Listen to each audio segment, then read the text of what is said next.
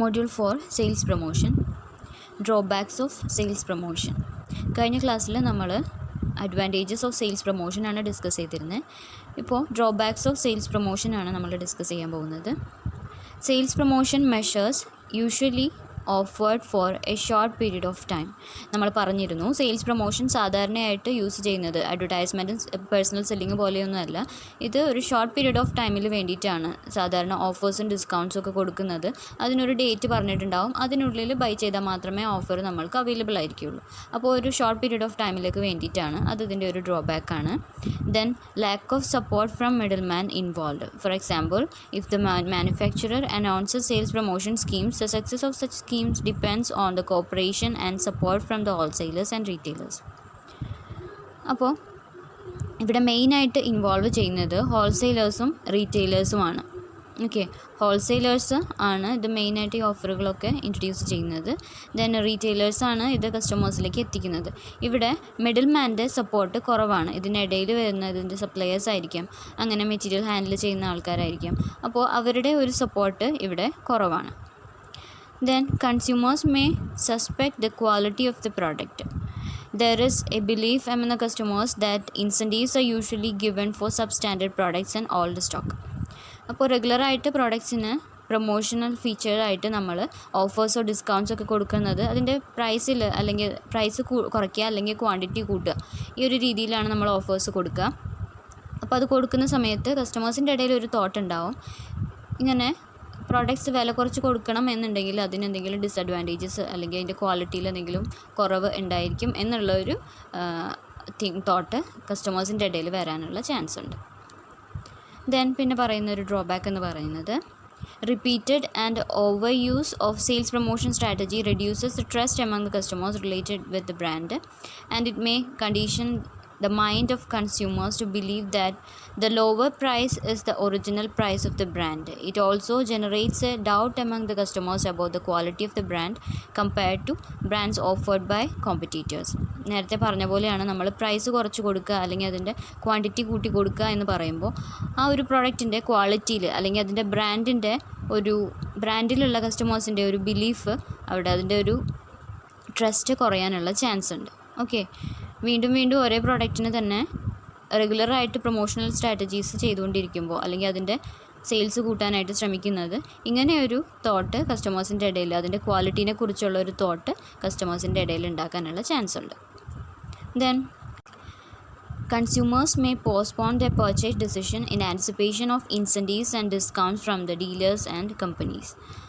നമ്മൾ സാധാരണ ചെയ്യാറുള്ളൊരു കാര്യമാണ്, ഓഫേഴ്സ് വരുന്ന ഇപ്പോൾ ടൈം എന്ന് പറയുമ്പോൾ സീസണലായിട്ട് വരുന്ന ഓഫേഴ്സ് ആയിരിക്കാം, ഫെസ്റ്റീവ് സീസണിൽ വരുന്ന ഓഫേഴ്സ് ആയിരിക്കാം. അപ്പോൾ ആ ഫെസ്റ്റിവൽ ആവാനായിട്ട് വെയിറ്റ് ചെയ്യും. സാധാരണ ബൈ ചെയ്യുന്ന ആൾക്കാരാണെങ്കിലും ഓഫേഴ്സ് കിട്ടാൻ വേണ്ടിയിട്ട് ആ ഫെസ്റ്റിവൽ വരുന്നത് വരെ അല്ലെങ്കിൽ ആ ഫെസ്റ്റീവ് സീസൺസ് വരുന്നത് വരെ വെയിറ്റ് ചെയ്യുന്ന ഒരു റെഗുലറായിട്ട് അങ്ങനെ ഒരു മൈൻഡ് കസ്റ്റമേഴ്സിൽ ഉണ്ടാവാറുണ്ട്. ദെൻ അതൊരു ഡ്രോബാക്കാണ്. And there is a tendency to use the same method of sales promotion by all the firms at the same time. Such an approach may not benefit all. If all manufacturers of refrigerators offers off-season discounts during monsoon, the consumers take their buying decision based on brand image. സാധാരണ പ്രോഡക്ട്സിൻ്റെ promotional strategies ഇപ്പോൾ festive സീസണിൽ സ്വീറ്റ്സിൻ്റെ അതുപോലെ ഡ്രസ്സുകളുടെയൊക്കെ ഓഫറുകൾ കൂടുതൽ കണ്ടിട്ടുണ്ട്.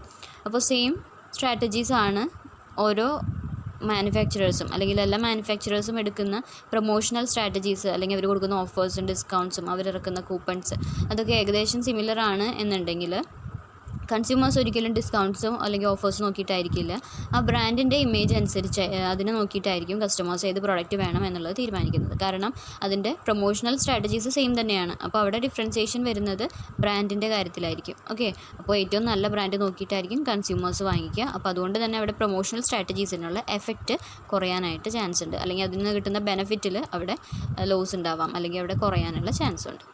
ഇത്രയും കാര്യങ്ങളാണ് sales പ്രൊമോഷൻ്റെ drawbacks ആയിട്ട് പറയുന്നത്. ദെൻ നെക്സ്റ്റ് വരുന്നതാണ് sales promotion budget. Sales promotion budget refers to the amount of money set aside for sales promotion activities. A sales promotion budget estimates the cost of sales promotion campaign so as to avoid overspending and underspending on sales promotion activities. നമ്മൾ സാധാരണ budget create ചെയ്യുന്നത്, നമ്മൾ ആ budget എന്ന് പറയുന്നത് നമ്മൾക്ക് അതിൽ കൂടുതലും ആവരുത് കുറവും ആവരുത്. ഓക്കെ, അപ്പോൾ ഒരു ബാലൻസ് ചെയ്ത് നിൽക്കാൻ വേണ്ടിയിട്ടാണ് സാധാരണ എല്ലാ കാര്യത്തിലും നമ്മൾ ബഡ്ജറ്റ് വയ്ക്കുന്നത്. അതുപോലെ തന്നെ ഇവിടെയും സെയിൽസ് പ്രൊമോഷൻ സ്ട്രാറ്റജീസിൽ നമ്മൾ ഇൻവോൾവ് ചെയ്യിക്കുന്ന അല്ലെങ്കിൽ അതിൽ ഇൻവെസ്റ്റ് ചെയ്യുന്ന ആ എമൗണ്ട് കൂടാനും പാടില്ല കുറയാനും പാടില്ല. ഓക്കെ, ആ എമൗണ്ട് എത്രത്തോളം സ്പെൻഡ് ചെയ്യണം, അല്ലെങ്കിൽ സെയിൽസ് പ്രൊമോഷൻ സ്ട്രാറ്റജീസിന് വേണ്ടിയിട്ട് ഒരു ഓർഗനൈസേഷൻ എത്ര എമൗണ്ട് സെറ്റ് അസൈഡ് ചെയ്ത് വെക്കണം എന്നുള്ളതാണ് സെയിൽസ് പ്രൊമോഷൻ ബഡ്ജറ്റിൽ ഡിസൈഡ് ചെയ്യുന്നത്. ദെൻ അവിടെ ഓവർ സ്പെൻഡിങ്ങും പാടില്ല, അണ്ടർ സ്പെൻഡിങ്ങും പാടില്ല. ഒരു ഓർഗനൈസേഷന് എഫക്റ്റീവായിട്ടുള്ള രീതിയിൽ എത്ര എമൗണ്ട് ഒരു സെയിൽസ് പ്രൊമോഷൻ സ്ട്രാറ്റജീസിന് വേണ്ടി യൂസ് ചെയ്യണം എന്നുള്ളത് ഡിസൈഡ് ചെയ്യുന്നത് സെയിൽസ് പ്രൊമോഷൻ ബഡ്ജറ്റിനെ ബേസ് ചെയ്തിട്ടായിരിക്കും.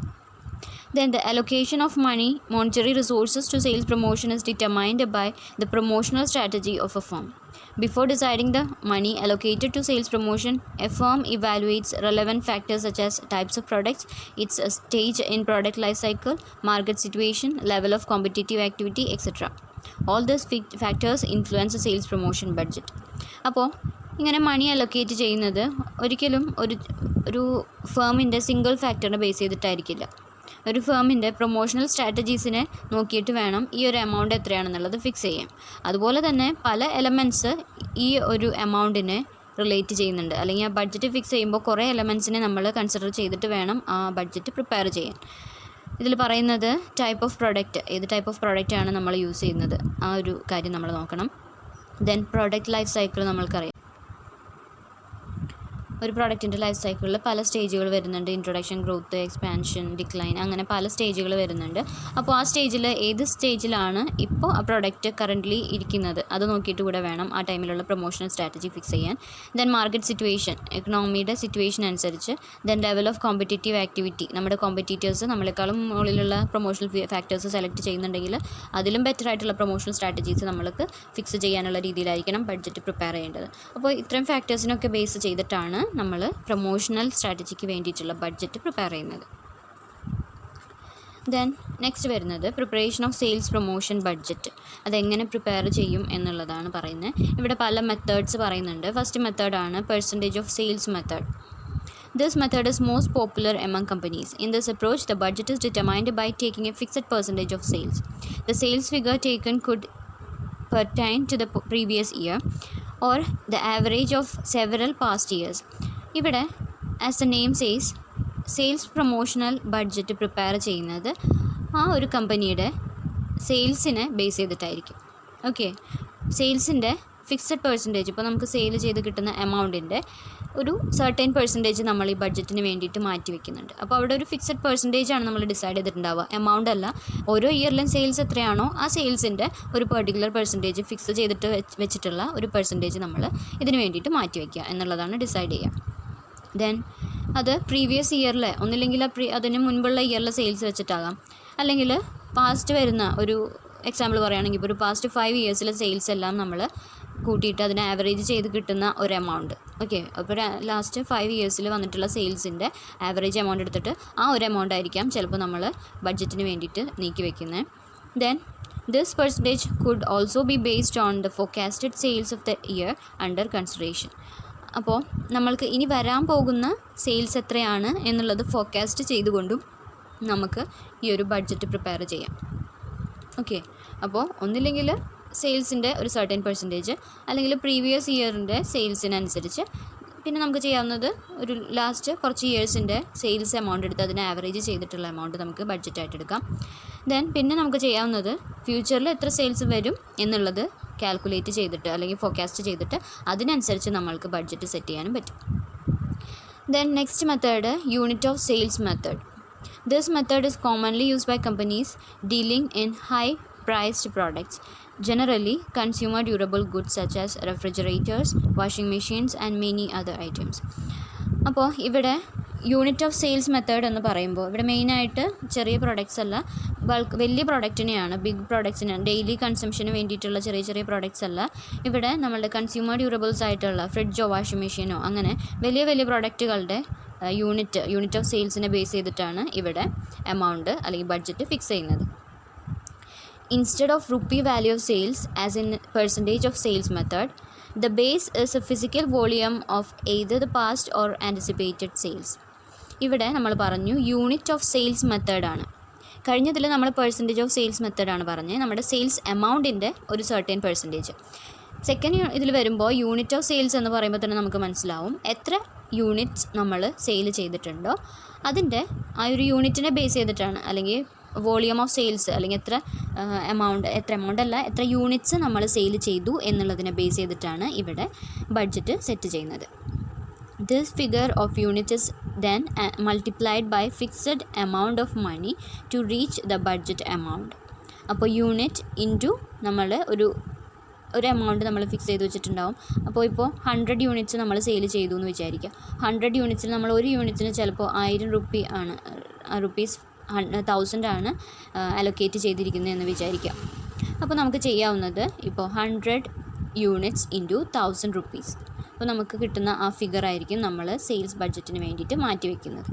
ഓക്കെ, അപ്പോൾ ഒരു ഫിക്സഡ് എമൗണ്ട് നമ്മൾ ഫിക്സ് ചെയ്യുന്നുണ്ട്. ഇവിടെ എക്സാമ്പിളിൽ പറഞ്ഞിരിക്കുന്നത് എമൗണ്ട് ഓഫ് 1000. ഓക്കെ, ഒരു 1000 എമൗണ്ട് നമ്മൾ ഇതിന് വേണ്ടിയിട്ട് മാറ്റി വയ്ക്കുന്ന എമൗണ്ട് ഫിക്സ് ചെയ്യുക. ദെൻ 1000 ഇൻറ്റു ആ വർഷം എത്ര യൂണിറ്റ്സ് ഓഫ് പ്രോഡക്റ്റ് നമ്മൾ സെയിൽ ചെയ്തോ ആ യൂണിറ്റ് ഇതിനെ വെച്ച് മൾട്ടിപ്ലൈ ചെയ്ത് കിട്ടുന്ന എമൗണ്ടാണ് നമ്മൾ അലൊക്കേറ്റ് ചെയ്ത് വെക്കുന്നത് for budget. Okay, then next വരുന്നത് competitive parity method. Many marketers match or base their sales promotion budget to that of the major competitors. This method evaluates the sales promotion strategy of competitors to prepare the sales promotion budget. ഇവിടെ competitive parity method എന്നാണ് പറയുന്നത്. ഇവിടെ നമ്മൾ ചെയ്യുന്നത് നമ്മളുടെ competitors എത്ര amount ആണോ ബഡ്ജറ്റായിട്ട് set ചെയ്ത് വെക്കുന്നത് അതിനെ ഡിപ്പെൻഡ് ചെയ്തിട്ടായിരിക്കും നമ്മളുടെ ബഡ്ജറ്റ് സെറ്റ് ചെയ്യുന്നത്. ചിലപ്പോൾ സെയിം അവർ ഫിക്സ് ചെയ്യുന്ന അതേ എമൗണ്ട് ആയിരിക്കാം, ചിലപ്പോൾ അവരെക്കാളും കുറച്ചുകൂടി മുന്നിൽ നിൽക്കാൻ വേണ്ടിയിട്ട് അതിലും കുറച്ചുകൂടി കൂടുതൽ എമൗണ്ട് ആയിരിക്കും ഫിക്സ് ചെയ്യുന്നത്. അപ്പോൾ ഇവിടെ ബേസ് ആയിട്ട് എടുക്കുന്നത് കോമ്പറ്റീറ്റേഴ്സിൻ്റെ സ്ട്രാറ്റജിയാണ്, അല്ലെങ്കിൽ കോമ്പറ്റീറ്റേഴ്സ് വെക്കുന്ന സെയിൽസ് പ്രൊമോഷൻ സ്ട്രാറ്റജീസ് അതിനെ ഇവാലുവേറ്റ് ചെയ്തിട്ട് അതിനെ കോപ്പപ്പ് ചെയ്യാനുള്ള രീതിയിലായിരിക്കും ഇവർ സെയിൽസ് ബഡ്ജറ്റ് പ്രിപ്പയർ ചെയ്യുന്നത്. Then next affordable method. In using this approach to budget allocation, the amount that is left over after all other relevant allocations have been made is allotted for sales promotion. This approach is used generally by companies with small budget. അപ്പോൾ നമ്മളുടെ organisation, ഇപ്പോൾ affordable എന്ന് പറയുന്ന ഒരു ഓർഗനൈസേഷന് affordable ആയിട്ടുള്ള രീതിയിലായിരിക്കണം ഇവിടെ budget fix ചെയ്യുന്നത്. അതായത് ചെറിയ ബഡ്ജറ്റ് പ്രിപ്പയർ ചെയ്യുക, അല്ലെങ്കിൽ ചെറിയ കമ്പനീസാണ് ഈ ഒരു മെത്തേഡ് ഫോളോ ചെയ്യുന്നത്. ആ കമ്പനീസ് ചെയ്യുന്നത് എന്താണെന്ന് വെച്ചാൽ അവരുടെ ബാക്കിയുള്ള കാര്യങ്ങൾ, അതായത് അവർക്ക് ചെയ്യേണ്ട ബാക്കിയുള്ള എല്ലാ കാര്യങ്ങളും ചെയ്ത് കഴിഞ്ഞിട്ട് ബാക്കി വരുന്ന എമൗണ്ട് എത്രയാണോ അത് സെയിൽസ് പ്രൊമോഷന് വേണ്ടി മാറ്റിവെക്കുന്നു. ലെഫ്റ്റ് ഓവർ അവരുടെ കയ്യിൽ ബാക്കിയുള്ള അല്ലെങ്കിൽ ബാലൻസ് ഉള്ള amount sales promotion strategies prepare ചെയ്യാൻ വേണ്ടിയിട്ട് യൂസ് ചെയ്യുന്ന ഒരു മെത്തേഡാണ് അഫോർഡബിൾ മെത്തേഡ്. ദെൻ നെക്സ്റ്റ് വരുന്നത് objective and task method. Objective and task method is driven by strategy. The promotion manager starts by making a thorough study of the market, the product, the competition, and the consumer behavior in order to set up appropriate promotional objectives. Okay, അപ്പോൾ ഇവിടെ പറയുന്നത് സ്ട്രാറ്റജീനെ base ചെയ്തിട്ടാണ് ഈ method follow ചെയ്യുന്നത്. ഇവിടെ strategies ആണ് നമ്മളുടെ focus. Promotion manager ചെയ്യുന്നത് ആദ്യം തന്നെ നമ്മളുടെ മാർക്കറ്റിനെ, അതുപോലെ തന്നെ പ്രോഡക്റ്റിനെ, കോമ്പറ്റീറ്റേഴ്സിൻ്റെ സ്ട്രാറ്റജീസിനെ, ദെൻ കൺസ്യൂമേഴ്സിൻ്റെ ബിഹേവിയറിനൊക്കെ തറോ ആയിട്ട് പഠിക്കും, അതായത് അതിനെ സ്റ്റഡി ചെയ്യും. Then this objective may relate to increasing short term sales or introducing new product. ഈ ഒരു ടാസ്ക് നമ്മൾ ചെയ്യുന്നത് മെയിനായിട്ട് ഒരു ഷോർട്ട് ടേം സെയിൽസ് ഇൻക്രീസ് ചെയ്യാൻ. ഇപ്പോൾ നമുക്കൊരു അടുത്ത വർഷം ഒരു 1000 യൂണിറ്റ്സ് എക്സ്ട്രാ സെയിൽസ് ഇൻക്രീസ് ചെയ്യണം എന്ന് വിചാരിക്കാം. അപ്പോൾ അതിന് വേണ്ടിയിട്ട് അഡീഷണലായിട്ട് കുറച്ച് നമുക്ക് എമൗണ്ട് ആവശ്യമുണ്ടോ അതിന് വേണ്ടിയിട്ട്, അല്ലെങ്കിൽ ഒരു പർട്ടിക്കുലർ പ്രോഡക്റ്റ് നമ്മൾക്ക് പുതിയതായിട്ട് ഇൻട്രൊഡ്യൂസ് ചെയ്യണം എന്ന് വിചാരിക്കുക. അപ്പോൾ അതിന് വേണ്ടിയിട്ട് നമ്മളുടെ ഒബ്ജക്റ്റീവിനെ ഫോക്കസ് ചെയ്തുകൊണ്ട്, അല്ലെങ്കിൽ നമ്മുടെ സ്ട്രാറ്റജി എന്താണോ അതിനെ ബേസ് ചെയ്തിട്ടാണ് ഇവിടെ നമ്മൾ ബഡ്ജറ്റ് സെറ്റ് ചെയ്യുന്നത്. Then next step is to determine how much money would be necessary to accomplish each task involved in achieving the objectives. അപ്പോൾ നമ്മൾ ഒബ്ജക്റ്റീവ്സ് ആദ്യം തന്നെ സെറ്റ് ചെയ്യണം. ദെൻ അതിനുശേഷം ആ ഒബ്ജക്റ്റീവ്സ് അച്ചീവ് ചെയ്യാനായിട്ട് നമ്മൾക്ക് എത്ര എമൗണ്ട് ആവശ്യം വരും എന്നുള്ളത് അനലൈസ് ചെയ്യുന്നു. If the cost happens to be more than the money available, then either the promotional objectives are adjusted for more funds are made available by reducing the budget of other promotional activities. ഇപ്പോൾ നമ്മളുടെ objectives achieve ചെയ്യാൻ വേണ്ട amount നമ്മളുടെ promotional സ്ട്രാറ്റജീസിന് വേണ്ടിയിട്ടുള്ള എമൗണ്ടിനേക്കാളും കൂടുതലാണ് എന്ന് വിചാരിക്കാം. Okay, either the promotional objectives are adjusted or the funds are made available by reducing the budget of the promotional activity. ഇപ്പോൾ പ്രൊമോഷണൽ ഒബ്ജക്റ്റീവ് അറ്റൈൻ ചെയ്യാൻ വേണ്ടിയിട്ടുള്ള എമൗണ്ട് ആണ് നമ്മൾക്ക് കൂടുതൽ വേണ്ടത് എന്നുണ്ടെങ്കിൽ നമ്മൾ എന്താണ് ബഡ്ജറ്റിൽ നിന്നും ആ എമൗണ്ട് എടുക്കുന്നുണ്ട്. അതായത് നമ്മൾക്ക് ഇവിടെ അഡ്ജസ്റ്റ്മെൻറ്റ് വരുത്തുന്നുണ്ട്. നമ്മുടെ ഒബ്ജക്റ്റീവ്സിനനുസരിച്ച് നമ്മൾക്ക് ഈ എമൗണ്ടിൽ അഡ്ജസ്റ്റ്മെൻറ്റ്സ് വരുത്താം. ഓക്കെ, അപ്പോൾ നമ്മൾ ആദ്യം തന്നെ ചെയ്യേണ്ടത് നമ്മുടെ സ്ട്രാറ്റജീസിനെ ബേസ് ചെയ്തിട്ടാണ് ഈ ഒരു മെത്തേഡ് ഫോളോ ചെയ്യുന്നത്. ദെൻ പ്രൊമോഷൻ മാനേജർ ആദ്യം ചെയ്യേണ്ടത് നമ്മളുടെ മാർക്കറ്റും പ്രൊഡക്റ്റും കോമ്പറ്റീഷനും കൺസ്യൂമർ ബിഹേവിയറും ഒക്കെ പഠിക്കുക. ദെൻ അതിനനുസരിച്ച് ഒരു അപ്രോപ്രിയേറ്റ് ആയിട്ടുള്ള പ്രൊമോഷണൽ ഒബ്ജക്റ്റീവ് സെലക്ട് ചെയ്യാം. ദെൻ ഒബ്ജക്റ്റീവ് സെലക്ട് ചെയ്തതിന് ശേഷം ആ ഒബ്ജക്റ്റീവ് അറ്റൈൻ ചെയ്യാൻ എത്ര എമൗണ്ട് വേണ്ടി വരും എന്നുള്ളത് ഇവാലുവേറ്റ് ചെയ്യുക. അതിനനുസരിച്ച് നമ്മളുടെ പ്രൊമോഷണൽ സ്ട്രാറ്റജീസിൽ ചേഞ്ചസ് വരുത്തിക്കൊണ്ട് എമൗണ്ട് ആ ഒരു ഒബ്ജക്റ്റീവ് അറ്റൈൻ ചെയ്യാവുന്ന രീതിയിൽ നമ്മൾ അഡ്ജസ്റ്റ് ചെയ്യുക. അങ്ങനെയാണ് ഇവിടെ ബഡ്ജറ്റ് സെറ്റ് ചെയ്യുന്നത്. ഓക്കെ, അവിടെ ഒബ്ജക്റ്റീവ്സിന് അല്ലെങ്കിൽ സ്ട്രാറ്റജീസിനെ ബേസ് ചെയ്തിട്ടായിരിക്കും നമ്മൾ എത്ര എമൗണ്ട് വേണം എന്നുള്ളത് ഇവാലുവേറ്റ് ചെയ്യുന്നത്. അപ്പോൾ ഇത്രയും കാര്യങ്ങളാണ് ഈ ഒരു വീഡിയോയിൽ ഇൻക്ലൂഡ് ചെയ്തിട്ടുള്ളത്. Thank you.